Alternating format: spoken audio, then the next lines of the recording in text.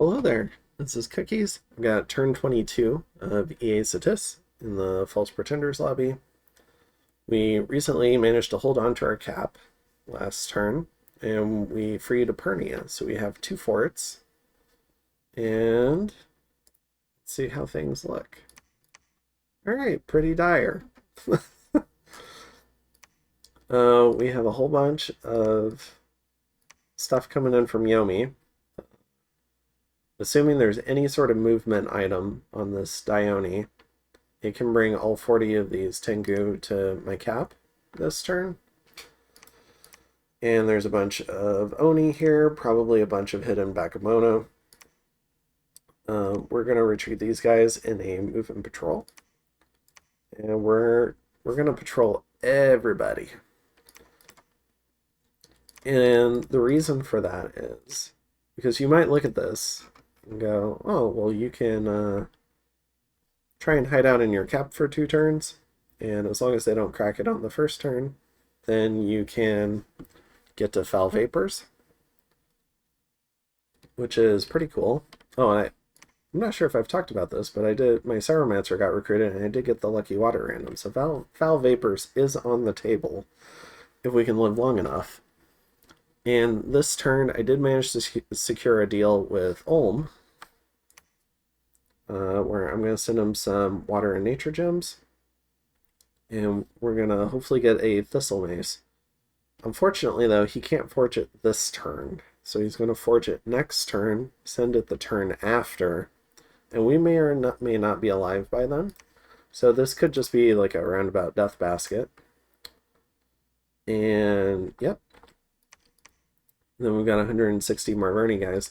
Because my initial inclination was to just sit inside and research, and then see if Yomi and Marverni bump.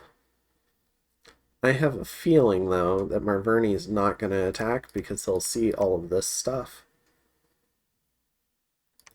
And so we're going to patrol, and I think this is going to be a really tough fight. But if I'm going to lose, like, this Yomi army is probably going to be the one that does it. But what's our defense plan? Alright, we have our one shaman out in front. He's going to be our little magic duel protector because there's nothing that says Marverni can't attack, so we do need to be careful. Well, as careful as we can. So we have our magic duel bodyguard. Additionally, we have some animate skeletons and frighten spam coming from all the revenants. So they'll make 2 skeletons and then cast a bunch of frighten. And then our reborns are going to do 3 raised steads, and that's just for volume because you get 10. So on 3, 6, 7, 8, 8 reborns, that'll give us 8 times 3, so 240 soulless, in addition to our PD, and then our god can do whatever our god does.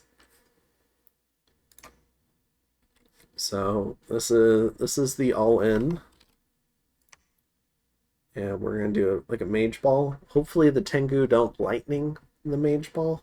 I'm hoping we're far enough back. Now, just to kind of show it, our few troops from the other fort are going to come in. They'll be deployed behind. That's why we're a little bit forward deployed. Is to try and block these troops so they're on hold and attack closest. So ideally they stop. And then, like, if the Tengu do like a hold and fire, which is what I'm expecting, they might do a bunch of damage and then fly to the back. And hopefully these guys are still here. And hopefully that doesn't just like straight up like kill this guy.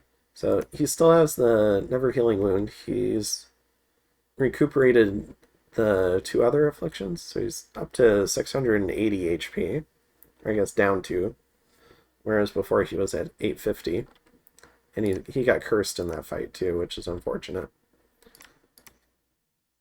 And yeah, I think that's it. So we're all in. Marverni, or not Marverni, Ulm's gonna send us a couple of anti-demon weapons, just in case. Maybe we can make use of them. he must have gotten them from events or something. He said they were just lying around.